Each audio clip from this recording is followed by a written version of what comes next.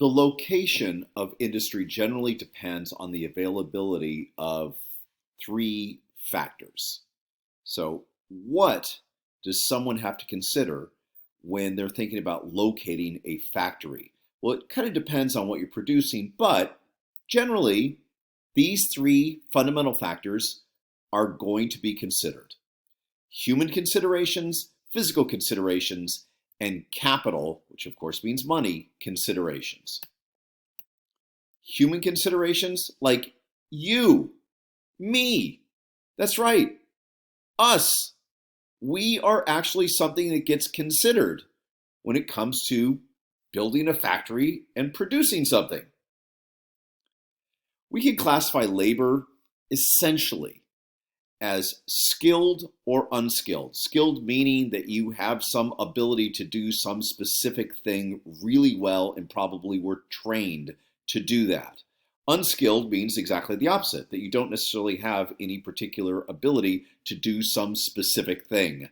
So you're going to take a job where it doesn't require you to, for example, know how to build a rocket and send it to the moon. And another thing that gets considered is whether the labor is organized. So when somebody's going to locate a factory, the human considerations are labor. Do they need skilled or unskilled labor? And whether that labor is organized, in other words, unionized.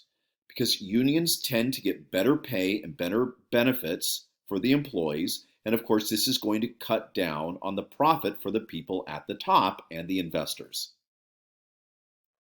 Where do you find these things? Well, let's look at the United States first, okay? Let's take a look at that. In the northeastern part of the United States, there tends to be a highly educated group of people. They're skilled, and there's a lot of financing there to be able to locate. In the Midwest, there's a very strong blue-collar contingent of workers. Now, there's also an educated base, but at the same time, this has historically been a very unionized area. In the South, the labor tends to be more blue-collar, which means that it's the type of job that doesn't require you to have a college education.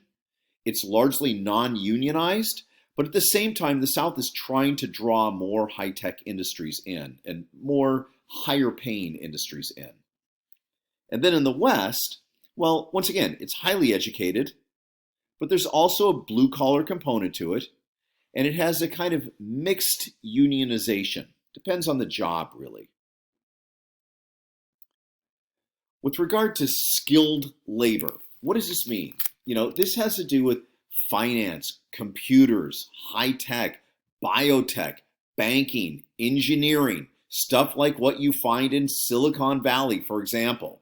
And of course, this tends to be near universities or major cities where you can draw people.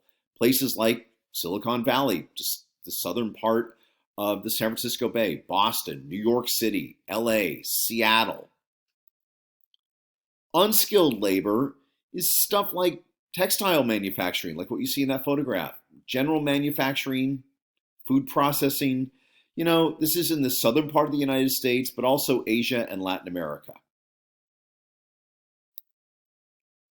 Physical considerations are what they sound like, physical considerations. They have to do with land and climate. Now, with regard to land, large tracts of land can be expensive. So it has to be available at an affordable cost. If you tried to build a massive factory in the middle of New York City and knock down all the buildings, nobody's going to be able to afford that, not even Jeff Bezos. And with regard to climate, a mild climate requires less energy for heating during the winter, and it permits year-round indoor and outdoor work.